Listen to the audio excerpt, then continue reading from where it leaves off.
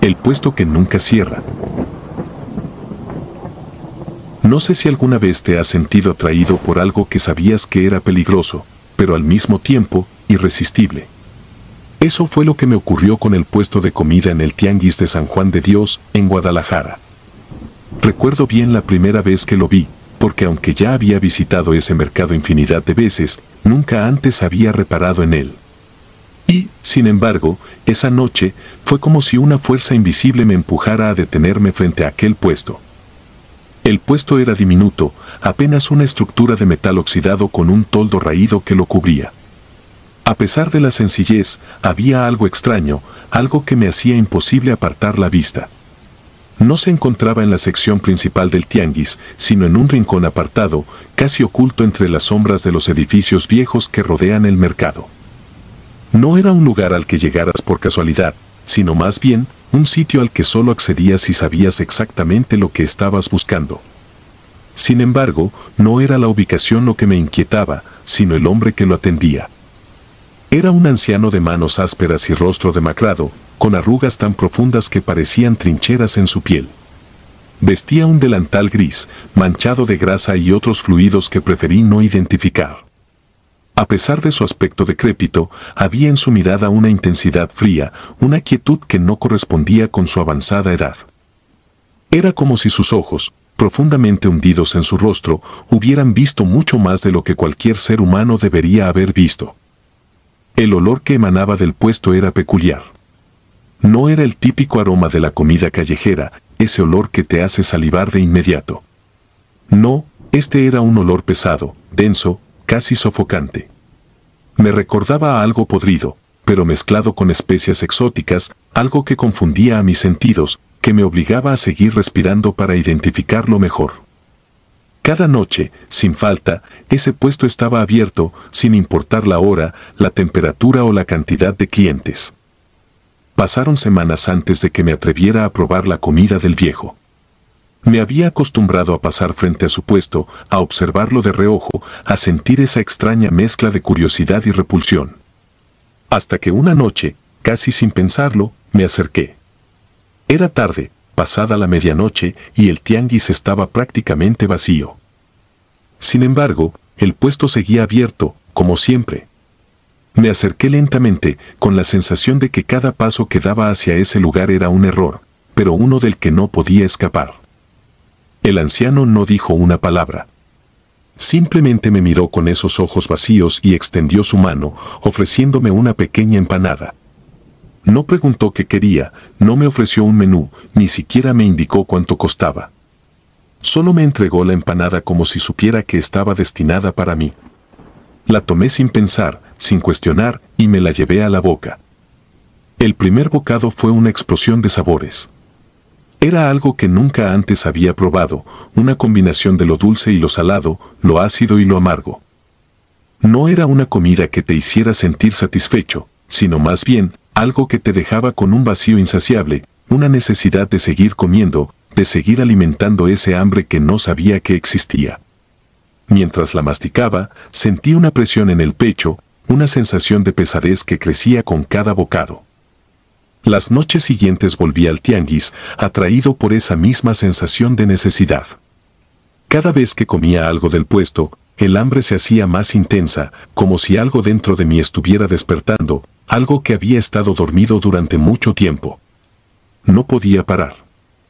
A cada visita, el viejo me ofrecía algo diferente, una sopa espesa y oscura, unos tamales que exudaban un vapor extraño, un guiso de carne que no podía identificar. Con cada plato, esa sensación de vacío crecía, extendiéndose desde mi estómago hasta lo más profundo de mi ser. Comencé a tener pesadillas. En ellas, me veía a mí mismo sentado en una mesa larga, rodeado de personas sin rostro. Todos comían vorazmente, sin detenerse, sin levantar la vista de sus platos. Al final de la mesa, el anciano me observaba, con esos ojos fríos, evaluándome, esperando. Despertaba cada noche con la boca seca, el corazón palpitando y un sabor metálico en la lengua. A pesar de las pesadillas, seguí yendo al puesto. Era como una adicción, algo que no podía controlar. Sabía que había algo terriblemente mal en todo esto, pero no podía detenerme. No tenía amigos con quienes hablar de lo que me ocurría y mi familia estaba lejos, en otro estado. Estaba solo, completamente solo, con esa hambre insaciable que me devoraba desde dentro. Una noche llegué al tianguis más tarde de lo habitual. Estaba casi desierto, pero el puesto seguía allí, esperándome. Esta vez, el viejo no me ofreció comida. En lugar de eso, me miró fijamente y asintió hacia un rincón oscuro detrás del puesto. No supe por qué, pero entendí que debía seguirlo. Lo seguí a través de un estrecho callejón, donde la luz apenas penetraba. El aire era denso, cargado de una humedad sofocante que se adhería a mi piel. A medida que avanzábamos, el sonido del mercado se desvanecía, como si estuviéramos entrando en un lugar donde el tiempo y el espacio no funcionaban de la misma manera. Llegamos a una puerta de metal oxidado, tan vieja como el tianguis mismo. El anciano la abrió con un crujido, revelando un interior oscuro. Entré sin pensar, movido por una curiosidad enfermiza que superaba cualquier instinto de supervivencia. Dentro, el olor era aún más fuerte, más penetrante. Era un hedor a podredumbre, a muerte. El espacio era una especie de bodega, iluminada solo por un par de velas colocadas en el suelo. En el centro, había una mesa de madera, cubierta con un mantel sucio. Sobre la mesa, había un cuchillo grande y afilado, y varias figuras talladas en hueso que no reconocí. En las paredes colgaban extrañas inscripciones, símbolos que parecían sacados de un libro antiguo, de esos que se usaban en rituales prohibidos. El anciano se movió con una agilidad que no había mostrado antes, como si aquel lugar le devolviera la juventud. Se acercó a la mesa y comenzó a preparar algo, sus movimientos eran precisos y calculados. No podía apartar la vista de lo que hacía. Observé en silencio mientras cortaba pedazos de carne y los colocaba sobre la mesa. Los rociaba con algún líquido espeso, de color oscuro, y luego los envolvía cuidadosamente en hojas de maíz. Mientras trabajaba, noté que algo en su rostro había cambiado. Había una concentración tan intensa en sus ojos, como si estuviera llevando a cabo una tarea de vital importancia. El tiempo pareció detenerse. No sé cuánto tiempo estuve allí, observándolo, sintiendo cómo esa extraña mezcla de miedo y fascinación se apoderaba de mí. Finalmente, el viejo terminó su labor y se giró hacia mí, extendiendo la mano para ofrecerme uno de esos paquetes envueltos. No me moví. No podía. Sabía que lo que estaba a punto de aceptar era mucho más que un simple alimento. Era algo que trascendía la comprensión humana, algo que se había originado en lo más profundo de las sombras. Me obligué a retroceder. Algo dentro de mí gritaba que debía salir de allí, que debía correr, pero mis piernas estaban ancladas al suelo. Con un esfuerzo sobrehumano, logré dar un paso atrás, luego otro y otro más. Finalmente, giré sobre mis talones y salí corriendo de ese lugar. No miré atrás. No podía permitir que la oscuridad me atrapara. Corrí a través del callejón y salí a la calle principal del tianguis.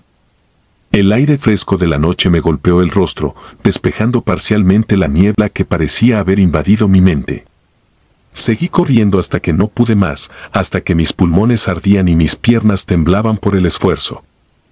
Me detuve junto a una farola, jadeando, tratando de recuperar el aliento y de procesar lo que acababa de suceder. No entendía nada. No quería entender. Solo sabía que nunca más volvería a ese tianguis, que nunca más probaría la comida de aquel puesto. Las semanas siguientes fueron un borrón de noches sin dormir y días en los que la realidad parecía distorsionada. Cada vez que cerraba los ojos, veía al anciano, con esa expresión fría, esos ojos que lo habían visto todo. Lo veía cortando carne, murmurando palabras que no alcanzaba a comprender, realizando rituales que no debían ser presenciados por ningún ser humano.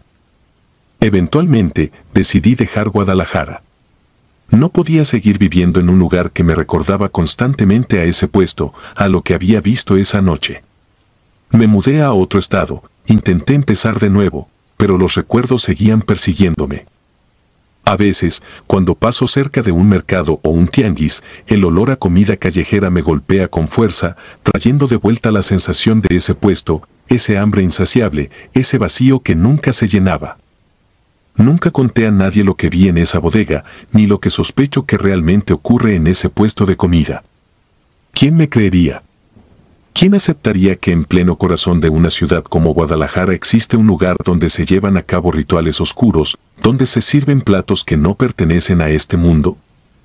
A veces me pregunto si todo fue una alucinación, un producto de mi mente perturbada. Pero en el fondo, sé que no fue así. Sé que hay cosas en este mundo que no deberían ser descubiertas, secretos que es mejor dejar enterrados en las sombras. Por eso te lo cuento a ti, porque tal vez, solo tal vez, si alguna vez te encuentras frente a un puesto que parece fuera de lugar, con un vendedor que te mira con esos ojos vacíos, recordarás mi historia y te alejarás antes de que sea demasiado tarde. Porque algunos lugares esconden verdades que no queremos conocer y a veces la mejor opción es simplemente no mirar.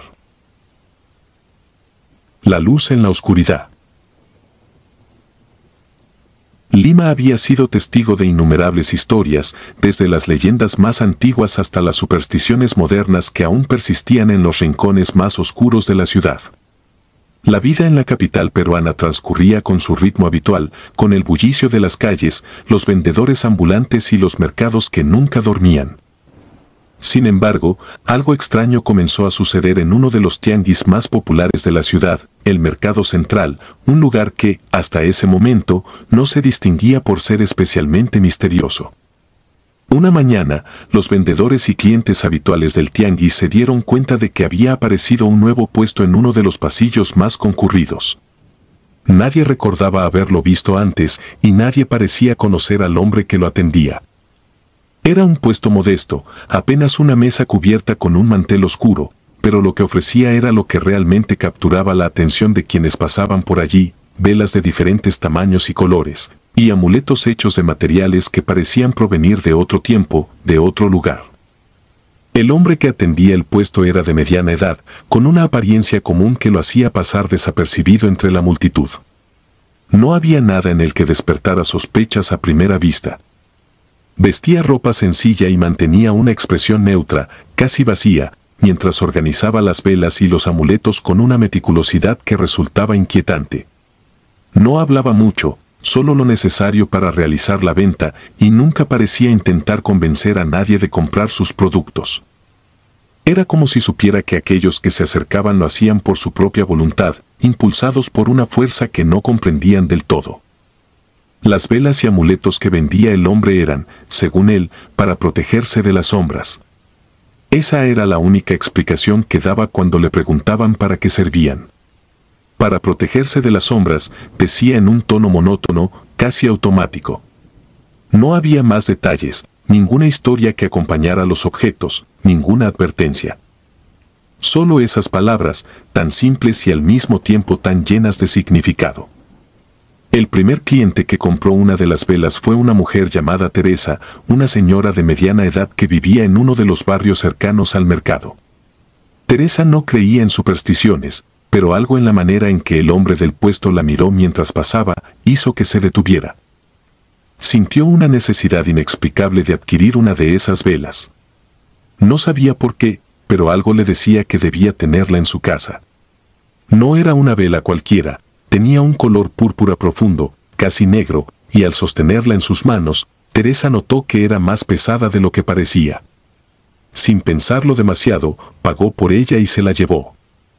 Esa noche, cuando Teresa encendió la vela en su sala, notó que la llama no era como las demás. Era más oscura, y aunque iluminaba la habitación, lo hacía de una manera extraña. La luz no se dispersaba de forma natural, sino que parecía retraerse hacia la vela misma, como si estuviera consumiendo la oscuridad en lugar de combatirla. Teresa no le dio mayor importancia, simplemente se fue a dormir, dejando la vela encendida en la mesa del comedor. Pero esa noche no fue como las demás. Al principio, fue solo una sensación, como si algo estuviera en la habitación con ella. No había ruidos, ni movimientos, solo la incómoda certeza de que no estaba sola. Trató de ignorarlo, atribuyendo la sensación a su imaginación. Sin embargo, esa misma sensación persistió durante las siguientes noches, intensificándose poco a poco. Comenzó a ver sombras en los rincones de su casa, figuras oscuras que parecían deslizarse fuera de su campo de visión tan pronto como intentaba mirarlas directamente. Se sentían como algo vivo, algo que la observaba, que la acechaba desde la penumbra. Teresa trató de deshacerse de la vela, pero por alguna razón no podía hacerlo. Cada vez que intentaba apagarla o arrojarla fuera, algo dentro de ella se lo impedía. Era como si la vela estuviera ejerciendo una influencia sobre ella, controlando sus pensamientos, sus acciones. Las sombras se hicieron más audaces, ya no se ocultaban en los rincones, sino que empezaron a acercarse más a su cama mientras dormía. Una noche, Teresa despertó y encontró una figura alta y oscura de pie al pie de su cama. No tenía rostro, no tenía forma definida, pero su presencia era inconfundible. Teresa no pudo moverse, no pudo gritar, solo se quedó allí, paralizada por el terror, hasta que la figura desapareció con la llegada del amanecer. No fue la única. Otros compradores del mercado comenzaron a experimentar fenómenos similares. Una pareja joven que había comprado uno de los amuletos para colgarlo en su auto, comenzó a notar que las sombras dentro del vehículo se volvían más profundas, más densas, hasta el punto en que la luz del sol parecía no poder penetrar en ellas. La atmósfera dentro del auto se tornó sofocante, como si el aire se hubiera vuelto espeso, imposible de respirar. Las figuras oscuras comenzaron a aparecer en los espejos retrovisores, siempre en movimiento, siempre cambiando de forma. La pareja terminó chocando su auto en una carretera solitaria, incapaz de ver por las sombras que parecían tragarse toda la luz. Otro hombre, un anciano que vivía solo, compró un conjunto de amuletos para proteger su hogar. Los colgó en las ventanas, en las puertas, en cada rincón que consideró vulnerable. Pero las sombras no se mantuvieron fuera. Al contrario, se fortalecieron, como si los amuletos hubieran abierto un portal, una puerta que conectaba su casa con algo mucho más oscuro. Las sombras comenzaron a moverse de manera errática, golpeando las paredes, creando un ruido ensordecedor que no le permitía dormir. Una noche, el anciano fue encontrado muerto en su casa, su cuerpo inexplicablemente envejecido, como si hubiera vivido años en solo unos días. El puesto seguía apareciendo en el mercado cada día, como si nada hubiera pasado. Las noticias sobre los extraños sucesos no parecían alcanzar a los nuevos clientes, quienes, atraídos por la promesa de protección, seguían comprando las velas y amuletos. Cada día, más personas caían bajo el influjo de esos objetos, y cada día, las sombras en sus vidas se volvían más reales, más peligrosas. Una joven madre, llamada Lucía, fue una de las últimas en comprar una de las velas. La había adquirido con la esperanza de proteger a su hijo pequeño, quien había comenzado a tener pesadillas recurrentes. Lucía encendió la vela en la habitación de su hijo, pensando que podría ayudarlo a dormir mejor. Pero lo que siguió fue mucho peor que las pesadillas. Las sombras en la habitación comenzaron a moverse por su cuenta, deslizándose por las paredes, estirándose hacia la cuna del niño. Lucía las vio claramente una noche mientras cuidaba del sueño de su hijo.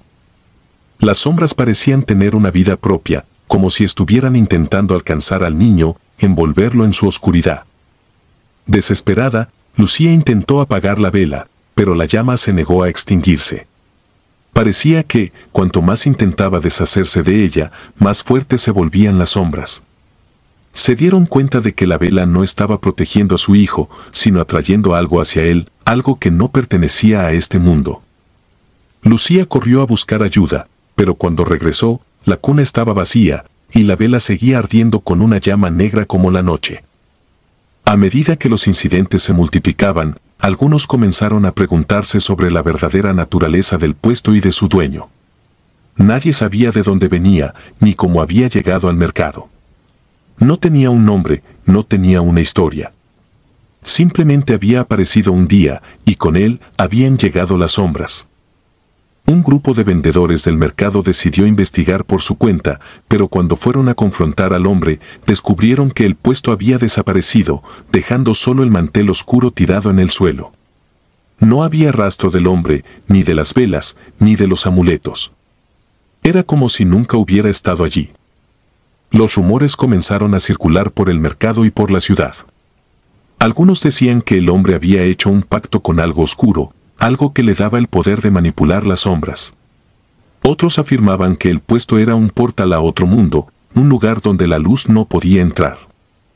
Lo cierto es que, tras la desaparición del puesto, las figuras oscuras no desaparecieron con él. Continuaron acechando a aquellos que habían comprado los productos, como si estuvieran ligados a ellos para siempre. Las sombras seguían creciendo en fuerza, en intensidad, hasta el punto en que algunos comenzaron a perder la cordura, incapaces de soportar la presencia constante de esas figuras. El mercado intentó volver a la normalidad, pero el temor se había instalado en la comunidad. Nadie hablaba abiertamente de lo que había sucedido, pero todos lo sabían. Todos habían oído las historias de lo que les había pasado a aquellos que compraron en el puesto. El miedo a la sombra se convirtió en parte del día a día, en algo que acechaba en los rincones más oscuros de la mente de cada uno de los habitantes de Lima. Con el tiempo, el recuerdo del puesto se desvaneció en la memoria colectiva, transformándose en una de esas historias que se cuentan a medias, entre susurros, con la esperanza de que nunca vuelvan a repetirse. Pero las sombras no desaparecieron por completo. Aún se pueden ver, de vez en cuando, moviéndose en los rincones más oscuros de los hogares de aquellos que alguna vez compraron una vela o un amuleto. Y aunque el mercado ha cambiado, y el puesto nunca volvió a aparecer, el temor persiste. Quienes se atreven a hablar del tema, lo hacen con cautela, conscientes de que, en cualquier momento, las sombras podrían volver. Porque, al final, las sombras nunca se van realmente, solo esperan, pacientes, a que alguien más las invoque, a que alguien más las traiga de vuelta a este mundo. Y cuando lo hagan, estarán más hambrientas que nunca. El fotógrafo de las almas. En el corazón de Quito, entre las calles adoquinadas y los edificios coloniales que resistían el paso del tiempo, había un tianguis que se instalaba cada semana en la Plaza Grande. Era un lugar donde la vida cotidiana se mezclaba con lo extraordinario, un espacio donde los vendedores ofrecían de todo, desde frutas frescas hasta antigüedades polvorientas, y donde el bullicio de la ciudad se sentía más intenso que en cualquier otro sitio. Pero entre los cientos de puestos que se alineaban en la plaza, uno en particular había comenzado a llamar la atención de los curiosos y de aquellos que buscaban algo diferente, el puesto de un fotógrafo. No había nada especialmente notable en el aspecto del fotógrafo o en su puesto. Era un hombre de mediana edad, de cabello ralo y canoso, con un semblante que parecía siempre ausente, como si su mente estuviera en otro lugar. Su equipo consistía en una cámara antigua, de esas que parecían sacadas de un museo, y un fondo de terciopelo negro que colgaba detrás de sus clientes. Lo que sí destacaba era el precio de sus retratos, un monto ridículamente bajo, algo que atrajo a muchos, ya que en una ciudad como Quito, donde todo parecía encarecerse día a día, encontrar algo tan accesible era una rareza. La primera persona en notar la presencia del fotógrafo fue un joven llamado Andrés. Era un estudiante universitario, un chico como cualquier otro, que había pasado por la plaza en busca de un regalo barato para su novia. Al ver el cartel que anunciaba los retratos, algo en él sintió curiosidad, tal vez porque nunca había visto una cámara como esa, o porque el precio le pareció una ganga. Sin pensarlo mucho, se acercó y decidió hacerse un retrato. El proceso fue sencillo y rápido. Se paró frente al fondo negro, el fotógrafo ajustó la cámara y en un instante, el obturador se cerró, capturando la imagen. El fotógrafo le entregó la foto minutos después, aún húmeda por los químicos, y Andrés se fue sin pensar demasiado en el asunto.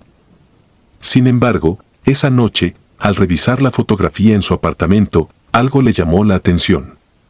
No era la calidad de la imagen, que era sorprendentemente buena para una cámara tan antigua, sino la expresión de su rostro. Había algo en su mirada que no reconocía, algo profundo y oscuro que no recordaba haber sentido nunca. A medida que los días pasaban, Andrés comenzó a notar cambios sutiles en su comportamiento. Sentía una desconexión con su entorno, como si una parte de él estuviera perdida, como si algo esencial se hubiera desprendido de su ser. Intentó ignorar esa sensación, atribuyéndola al estrés de la universidad, pero la inquietud seguía creciendo. Una tarde, decidió observar la fotografía con más detenimiento. Al mirarla, notó que su reflejo en la foto parecía haber cambiado.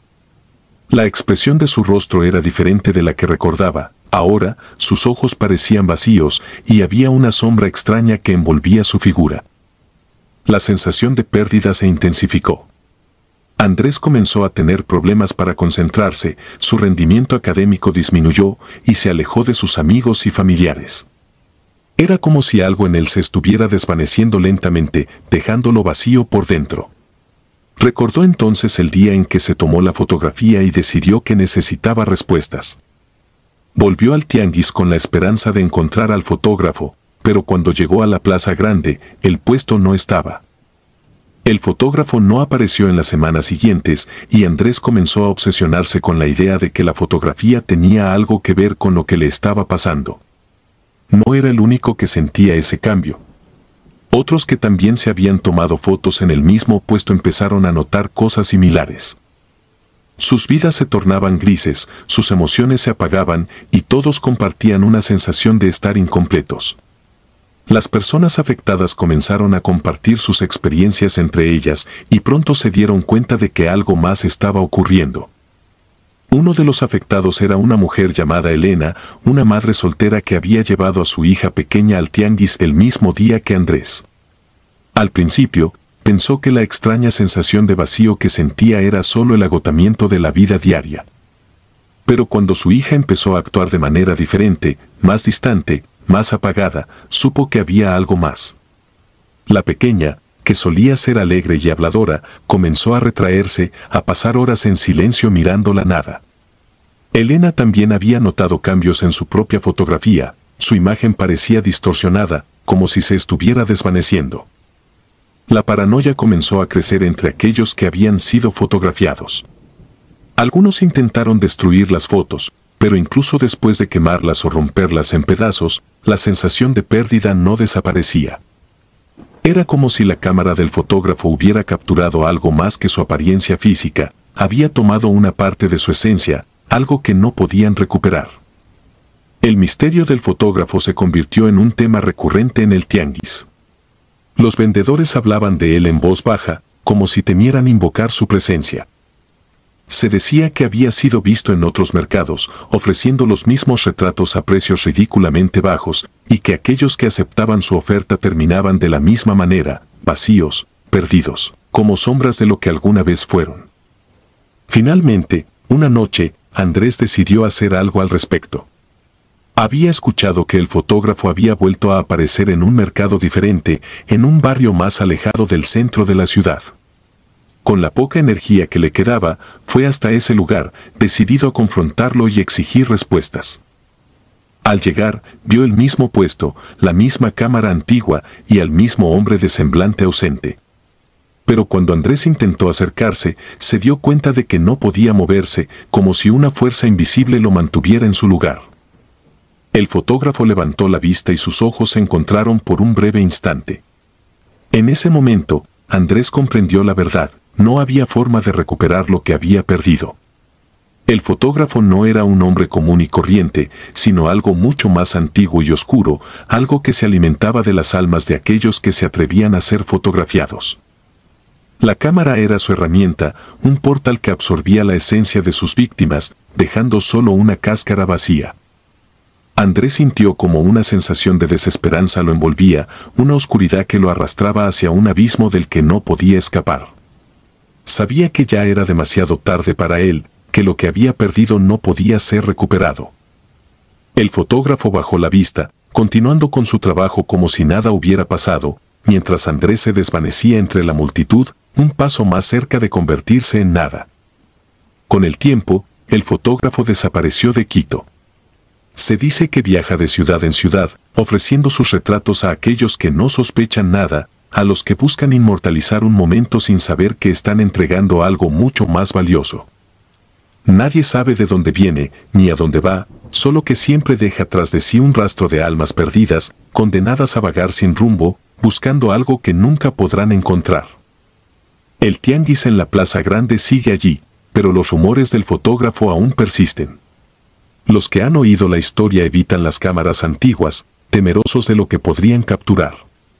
Porque en un mundo donde todo parece efímero, hay cosas que no deberían ser preservadas, cosas que, una vez atrapadas, nunca vuelven a ser lo mismo. Las voces de la madrugada. El mercado de San Telmo en Buenos Aires siempre ha sido un lugar vibrante. Durante el día, el bullicio de la gente y el barullo de los vendedores lo convierten en un punto neurálgico de la ciudad. Los turistas pasean por los puestos, comprando antigüedades, probando comida callejera y disfrutando del aire bohemio que caracteriza al lugar. Pero lo que pocos saben es que, cuando cae la noche y el mercado cierra sus puertas, el ambiente cambia. Las risas y las charlas desaparecen y en su lugar queda un silencio que pesa, como si el lugar mismo respirara de forma pesada y oscura. Yo era uno de esos vendedores que trabajaban allí. Tenía un pequeño puesto de libros usados, justo en una esquina donde la luz del sol apenas llegaba en las primeras horas del día. No vendía mucho, pero me gustaba el lugar, y las pocas ventas que hacía eran suficientes para mantenerme. Al igual que muchos de mis compañeros, solía quedarme hasta tarde, asegurándome de que todo estuviera en orden para el día siguiente. Siempre me había sentido cómodo en el mercado, pero eso cambió cuando comenzaron los ruidos. La primera vez que los escuché fue una noche de julio. El frío cortaba el aire y la mayoría de los vendedores ya se habían ido. Yo estaba cerrando las cajas cuando, de repente, escuché algo que me hizo detenerme.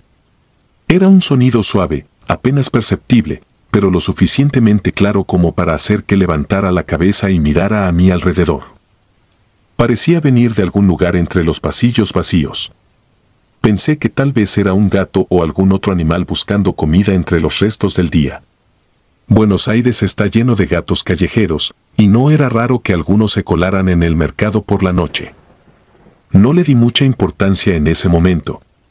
Terminé de cerrar mi puesto y me fui a casa, sin imaginar que esa sería la primera de muchas noches inquietantes. Los ruidos continuaron las noches siguientes. Se volvían más claros, más persistentes. Lo que al principio había sido un murmullo lejano se convirtió en un sonido más definido, algo que no podía ignorar. No era solo un ruido, era más como un lamento, un quejido, algo que parecía arrastrarse por el aire helado de la madrugada. Algunos de mis compañeros también comenzaron a notarlo. Al principio, todos pensábamos lo mismo, algún animal se había quedado atrapado entre las estructuras del mercado. Pero a medida que pasaban los días, se hizo evidente que lo que escuchábamos no era un animal. Había una cualidad en esos sonidos que no podía explicar, algo que resonaba de manera extraña en mi mente. Era como si las paredes mismas del mercado estuvieran emitiendo esos lamentos. No sabía qué pensar y en el fondo de mi mente trataba de convencerme de que solo era mi imaginación, algo creado por el cansancio y las largas horas en el frío. Pero entonces, una noche, el sonido cambió. Ya no eran simples murmullos o lamentos distantes. Era algo más definido, más perturbador. Escuché lo que parecían ser risas, pero no eran risas alegres. Eran risas rotas, como si alguien estuviera intentando reírse pero sin lograrlo del todo. Las escuché claramente, como si alguien estuviera justo detrás de mi puesto, en la oscuridad, observándome. Me quedé inmóvil, esperando que los sonidos se desvanecieran, pero no lo hicieron. Parecían rodearme, moverse por los pasillos vacíos, acercándose cada vez más. Sentí una presión en el pecho, una urgencia por salir de allí, pero no podía moverme, como si algo me retuviera. Finalmente, cuando el sonido pareció estar justo al lado mío, me armé de valor y corrí. No me detuve hasta que estuve fuera del mercado, con la puerta cerrada a mis espaldas. Esa noche no dormí. El sonido de esas risas quebradas seguía repitiéndose en mi cabeza. Sabía que no podía ser el único que las había escuchado. Al día siguiente, hablé con algunos de los otros vendedores, y para mi alivio, no era el único que estaba inquieto. Otros también habían notado los ruidos, pero nadie quería admitir que algo extraño estaba ocurriendo. Preferíamos atribuirlo a cualquier cosa antes que enfrentar la posibilidad de que el mercado, nuestro lugar de trabajo, estuviera siendo invadido por algo que no podíamos comprender. A medida que las semanas pasaban, Los ruidos se hicieron más frecuentes y más intensos. Parecía que estaban atrayendo a los más curiosos, como si de alguna manera el mercado estuviera llamando a la gente, invitándola a quedarse más allá de la hora de cierre. Hubo quienes comenzaron a quedarse hasta más tarde, intentando descubrir el origen de los ruidos, pero nadie encontraba nada. Solo sombras, oscuridad y esos lamentos que ahora parecían ser parte del mercado mismo. Entonces, una noche, decidí quedarme. No estaba dispuesto a dejar que esos sonidos me asustaran. Me armé de valor y me escondí detrás de mi puesto, esperando a que el mercado quedara vacío. Quería saber qué era lo que estaba causando esos ruidos. Pero lo que descubrí fue mucho peor de lo que jamás podría haber imaginado. Esa noche, los ruidos comenzaron más temprano de lo habitual. Al principio, fueron los mismos lamentos que ya había escuchado antes, pero luego se transformaron en algo distinto. Escuché pasos pequeños, como los de un niño corriendo. Seguí el sonido con la vista, tratando de discernir de dónde venía, pero no había nada, solo oscuridad. Los pasos se hicieron más rápidos, como si los niños estuvieran jugando, y luego vinieron las risas, pero esta vez eran más nítidas, más claras. No eran risas de alegría, sino de desesperación. Entonces los vi. En un rincón del mercado, justo donde la luz de una farola apenas iluminaba, había figuras pequeñas, apenas visibles en la penumbra. Eran niños, pero algo en ellos estaba terriblemente mal. Sus cuerpos eran sombras, figuras apenas definidas, como si no pertenecieran completamente a este mundo. Se movían con rapidez, corriendo y riendo, pero no había vida en ellos, solo un vacío que no podía describir. El miedo me invadió de una manera que no había experimentado antes. Quería gritar, pero ningún sonido salió de mi garganta. Los niños comenzaron a moverse hacia mí, con sus risas llenando el aire a mi alrededor. No sabía qué hacer, y mientras los veía acercarse, sentí que algo dentro de mí se rompía. Me levanté de un salto y salí corriendo del mercado, dejando todo atrás, mis pertenencias, mi puesto, todo. Solo quería alejarme lo más rápido posible. Desde esa noche, no volví al mercado. No podía. Sabía que lo que había visto no era algo que se pudiera explicar o racionalizar. Había algo en ese lugar, algo oscuro y antiguo que se alimentaba de los desprevenidos, que atraía a aquellos que no podían resistir su llamada. Traté de olvidar lo que había visto, de seguir adelante con mi vida, pero las imágenes de esos niños no me dejaban en paz. Sabía que algo terrible había ocurrido en ese lugar, algo que había dejado una huella tan profunda que todavía se sentía en el aire, en las paredes, en cada rincón del mercado. No sé si esos niños eran almas atrapadas, condenadas a vagar por la eternidad en un lugar donde nadie podía escucharlos, o si eran algo más, algo mucho más siniestro. Pero lo que sí sé es que el mercado de San Telmo nunca volverá a ser el mismo para mí. Cada vez que paso por allí, siento la presencia de esos niños, como si estuvieran esperando a que alguien más cometa el error de quedarse demasiado tiempo, de escuchar sus risas y de ser atraído hacia la oscuridad de la que nunca podrán escapar. El mercado sigue funcionando, los vendedores siguen vendiendo, y la gente sigue pasando por allí sin sospechar lo que realmente ocurre cuando cae la noche. Pero yo sé la verdad. Sé lo que se esconde en esos pasillos cuando el bullicio se apaga y las luces se apagan. Y sé que, aunque trate de ignorarlo, esa oscuridad siempre estará allí, esperando pacientemente su próxima víctima. Porque en ese mercado, las noches nunca están realmente vacías y siempre hay algo, o alguien, que se queda atrás, atrapado en la penumbra. La mercancía del diablo. No sé si alguna vez has sentido una atracción inexplicable hacia algo. Esa sensación de que un objeto, un lugar o incluso una persona te llama de una manera que no puedes ignorar, como si estuviera destinado a ser parte de tu vida, aunque no sepas por qué. Eso fue lo que me ocurrió en un viaje a Oaxaca hace unos meses, un viaje que había planificado solo como una escapada para despejar la mente después de un año de trabajo agotador. Nunca imaginé que una simple visita a un tianguis cambiaría mi vida de manera tan radical, que cada día desde entonces se convertiría en una pesadilla que no termina. Oaxaca tiene esa mezcla única de tradición y modernidad que la hace fascinante. Los colores, los olores y sobre todo, los mercados son un reflejo de su rica historia. Siempre he tenido una debilidad por los objetos antiguos, las cosas que cuentan una historia con solo mirarlas. Por eso, cuando vi un tianguis que prometía vender tesoros de antaño, no pude resistirme. El tianguis estaba en una calle estrecha, un poco alejado de las rutas turísticas habituales. No era el típico mercado de artesanías que los turistas suelen visitar, sino algo más genuino, más crudo. Recorriendo los puestos, vi de todo: joyería hecha a mano, telas con bordados complejos y figuras talladas en madera que parecían capturar el espíritu mismo de la región. Pero lo que realmente llamó mi atención fue un pequeño puesto al final de la calle, casi escondido entre los demás. No tenía letreros llamativos ni una multitud alrededor, solo una mesa de madera vieja con una colección de objetos que parecían haber sido rescatados de alguna casa antigua. Estaban cubiertos de polvo, como si nadie los hubiera tocado en años. El hombre que atendía el puesto era mayor, con la piel curtida por el sol y el cabello gris recogido en una coleta. Parecía una figura sacada de otra época, como si él mismo fuera tan antiguo como los objetos que vendía. Me acerqué por curiosidad, examinando los artículos que tenía.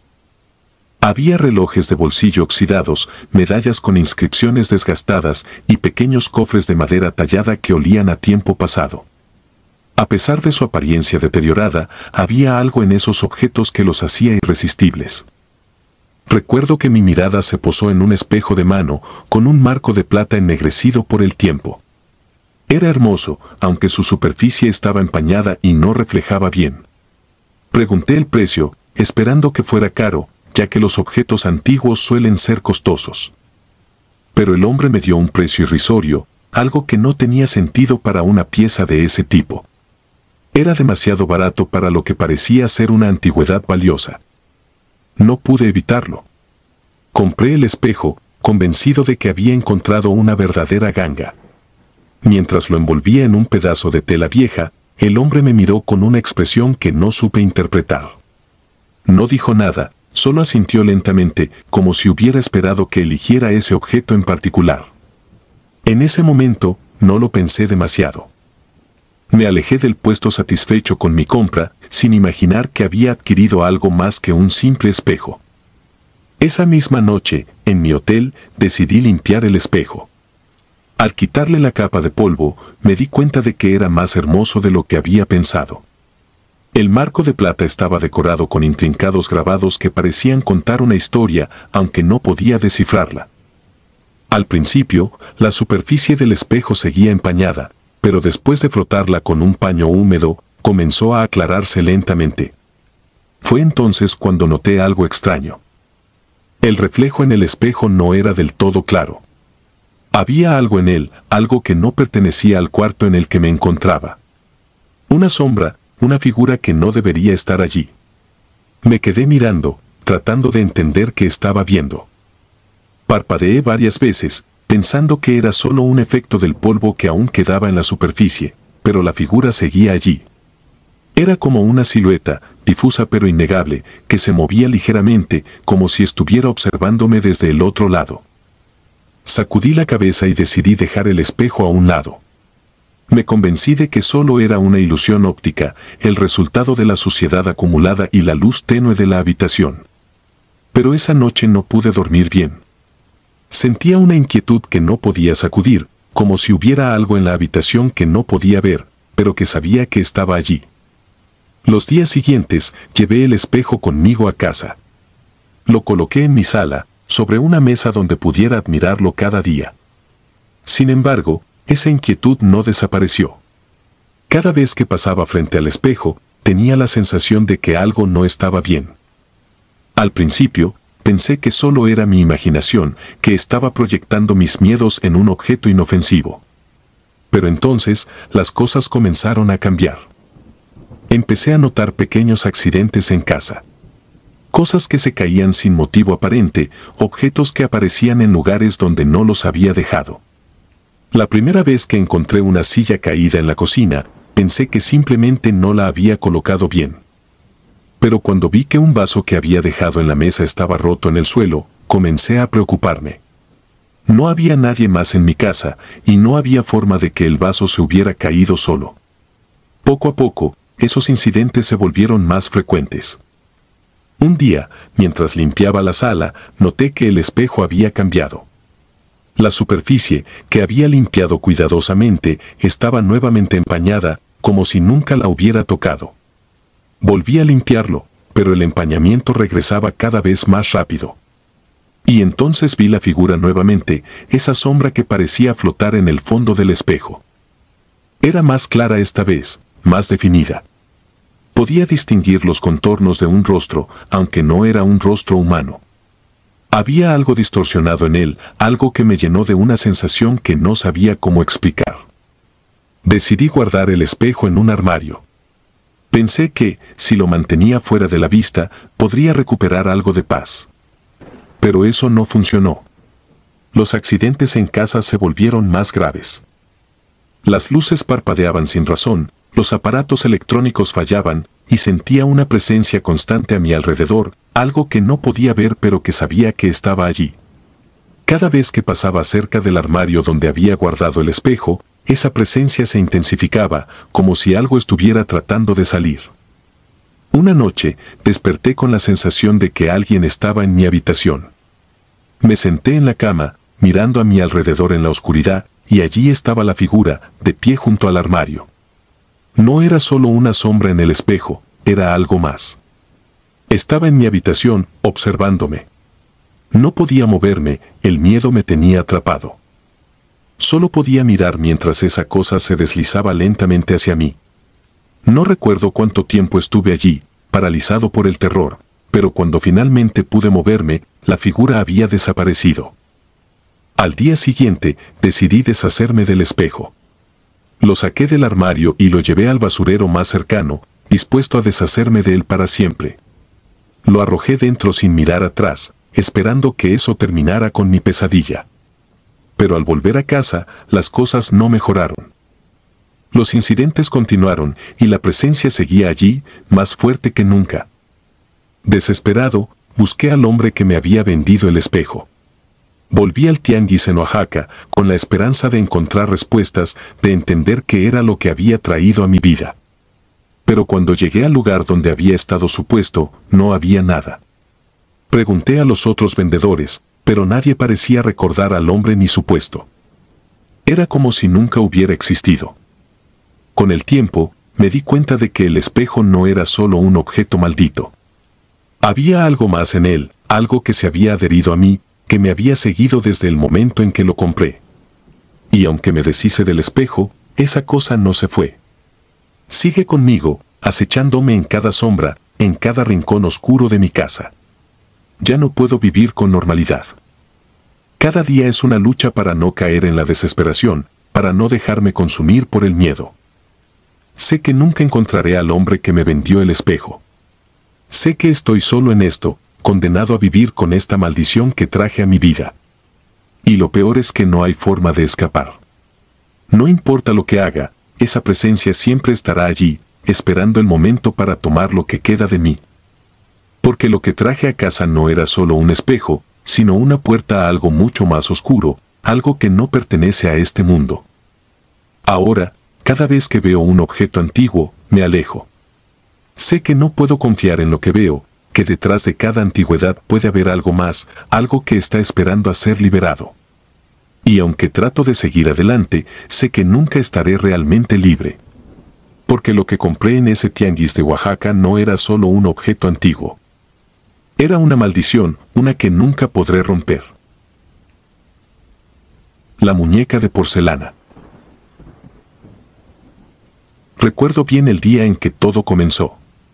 Fue una tarde cualquiera en Caracas, de esas en las que el sol parece derretir el asfalto y el aire pesado apenas deja respirar. Mi hija, Sofía, había insistido en que la llevara al tianguis que se instalaba cada fin de semana en una de las plazas del centro. Tenía 8 años, y como todos los niños a esa edad, su fascinación por las cosas viejas y curiosas no tenía límites. No me negué, claro, ¿cómo podía hacerlo? Me pareció una buena manera de pasar el tiempo juntas, buscando tesoros entre los objetos olvidados que los vendedores sacaban a relucir. El tianguis estaba como siempre, repleto de gente y de mercancías dispuestas en mesas y mantas extendidas por el suelo. Había de todo, desde libros polvorientos y discos de vinilo, hasta relojes antiguos y juguetes que parecían haber sido parte de la infancia de varias generaciones. Los colores y sonidos se mezclaban en un caos organizado que, de alguna manera, resultaba reconfortante. Sofía correteaba de un lado a otro, emocionada por cada nuevo descubrimiento, y yo la seguía a paso lento, disfrutando de su alegría. Fue en medio de esa algarabía que Sofía la vio. Estaba allí, entre montones de otros juguetes, en un puesto que parecía haber sido olvidado por el tiempo. Era una muñeca de porcelana, pequeña y delicada, con la piel pálida y las mejillas sonrosadas. Sus ojos eran grandes, de un azul profundo, y el cabello, aunque algo desordenado, parecía haber sido rubio en su tiempo. Llevaba un vestido de encaje blanco, ahora amarillento por los años, y zapatitos de cuero que alguna vez fueron blancos también. Había algo en ella que la hacía destacar entre el resto de los objetos, algo que hizo que Sofía se detuviera en seco y se quedara mirándola, hipnotizada. Me acerqué y la observé también. No había nada particularmente extraño en la muñeca, al menos no a simple vista. Era el tipo de juguete que se habría visto en cualquier hogar acomodado a principios del siglo XX. No obstante, algo en mí se sintió incómodo al mirarla por demasiado tiempo, como si la muñeca devolviera la mirada con una intensidad que no correspondía a un simple objeto inanimado. El vendedor, un hombre de aspecto cansado y mal afeitado, nos ofreció la muñeca por un precio ridículamente bajo. Dijo que la había encontrado entre un montón de cosas viejas que alguien había dejado en su tienda. No le di mucha importancia a la historia, y Sofía, encantada con su hallazgo, me rogó que se la comprara. Accedí, pensando que solo era una muñeca vieja y que si podía hacer feliz a mi hija, no veía el motivo para negársela. Esa noche, ya en casa, Sofía no se separaba de la muñeca. La llevó a su habitación, la colocó con cuidado sobre la cama y pasó horas peinándole el cabello y hablando con ella mientras jugaba. Me alegré de verla tan contenta. Al final, cuando la hora de dormir llegó, dejé que Sofía se llevara la muñeca a la cama, pensando que pronto se cansaría de ella, como ocurre con la mayoría de los juguetes. Pero esa no fue la única vez que la muñeca la acompañó a dormir.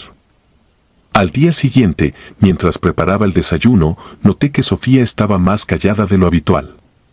Normalmente, no paraba de hablar de sus sueños o de lo que haría durante el día, pero esa mañana apenas dijo una palabra. Cuando le pregunté cómo había dormido, solo respondió con un vago bien y continuó comiendo en silencio.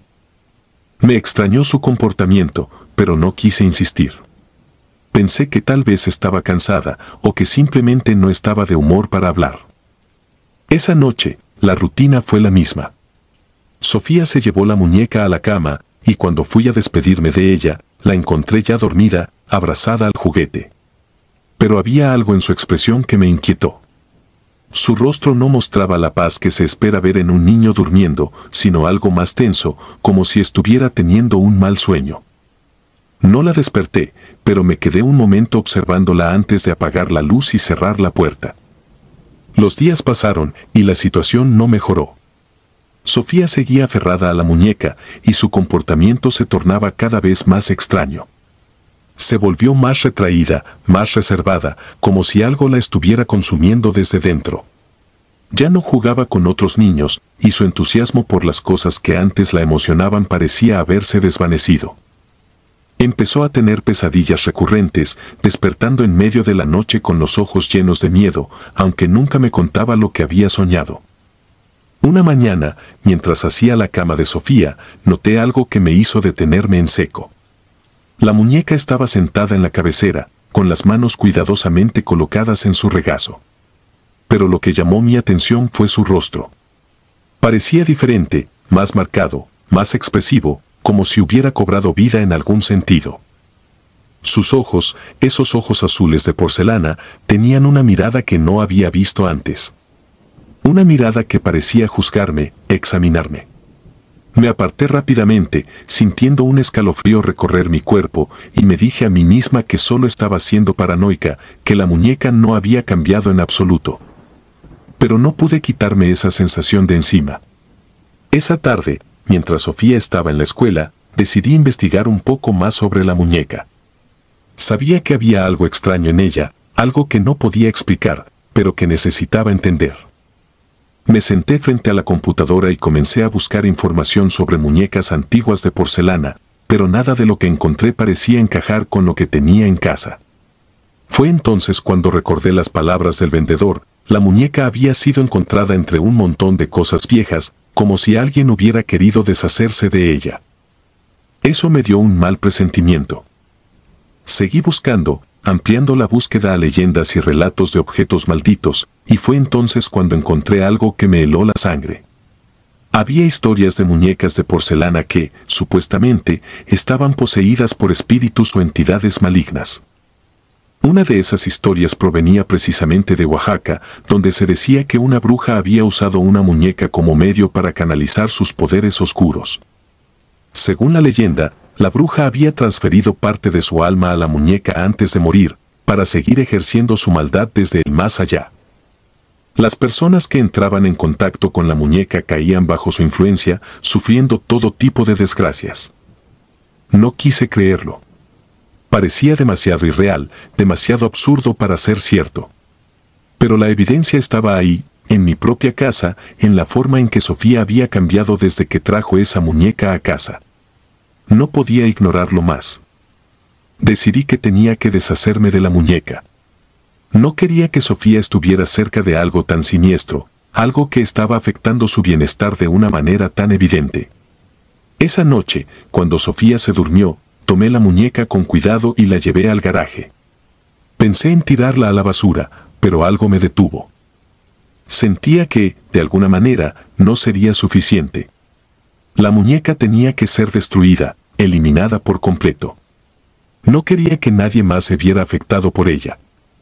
Me armé con un martillo y, con un esfuerzo titánico para superar el miedo irracional que sentía, golpeé la muñeca con todas mis fuerzas. El sonido de la porcelana rompiéndose resonó en el garaje y cuando me detuve, solo quedaban fragmentos esparcidos por el suelo. El rostro de la muñeca, partido en varios pedazos, aún parecía mirarme desde el suelo, pero ya no sentí esa extraña presión en el pecho que había experimentado antes. Me aseguré de recoger cada pedazo y los metí en una bolsa de basura, que luego saqué a la calle. Creí que todo había terminado. Pero al día siguiente, cuando entré en la habitación de Sofía, la encontré sentada en su cama, con la muñeca entre sus brazos, como si nada hubiera pasado. El pánico me invadió. Sabía que había destruido esa muñeca, lo había hecho con mis propias manos. Sin embargo, ahí estaba, intacta, como si el tiempo se hubiera revertido y todo mi esfuerzo no hubiera servido de nada. Sofía me miró con esos ojos que antes eran llenos de vida y alegría, pero que ahora estaban vacíos, sin brillo, y me pregunté qué demonios había traído a nuestro hogar. No supe qué hacer. Estaba paralizada por el terror, incapaz de pensar con claridad. Sabía que la muñeca no era solo un juguete. Era algo más, algo que tenía un poder que no comprendía. Y lo peor de todo era que había hecho un lazo con mi hija, uno que no sabía cómo romper. Desde entonces, la vida en nuestra casa cambió por completo. Sofía ya no era la misma. Apenas comía, hablaba poco y pasaba la mayor parte del tiempo en su habitación, con la muñeca siempre a su lado.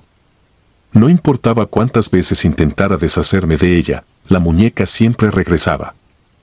Incluso pensé en buscar ayuda profesional, en llevar a Sofía a un especialista, pero algo en mí sabía que esto iba más allá de lo que cualquier médico podría solucionar. No pude proteger a mi hija de lo que esa muñeca le estaba haciendo, y cada día que pasa siento que la estoy perdiendo un poco más. La casa se ha vuelto un lugar oscuro, cargado de una energía que no puedo explicar, pero que siento en cada rincón. Ya no duermo bien, siempre estoy alerta, esperando lo inevitable. Sé que la muñeca tiene un plan, uno que no puedo detener. Y lo peor de todo es que, aunque destruí su cuerpo de porcelana una vez, algo en mí sabe que no puedo destruir lo que realmente habita en ella. Ahora, cada día es una lucha por mantenerme cuerda, por no sucumbir al miedo que me consume. Ya no sé cuánto tiempo más podré resistir. Y mientras escribo esto, puedo sentir la presencia de la muñeca en la habitación contigua, observándome, esperando a que termine. Porque sabe que al final, no importa lo que haga, siempre la tendrá a ella, y que no hay lugar donde pueda esconderme de lo que he desatado. El tianguis de Caracas sigue allí, y supongo que seguirá atrayendo a personas desprevenidas como yo. Personas que no saben que entre los objetos viejos y polvorientos que se venden allí, pueden encontrarse con algo que cambiará sus vidas para siempre. Algo que nunca podrán dejar atrás. Si disfrutas de los relatos, te invitamos a apoyarnos con un like y un comentario, ya que eso nos ayuda muchísimo. Además, si aún no estás suscrito o suscrita, te animamos a formar parte de la comunidad del terror. Muchas gracias por escucharnos y por tu apoyo.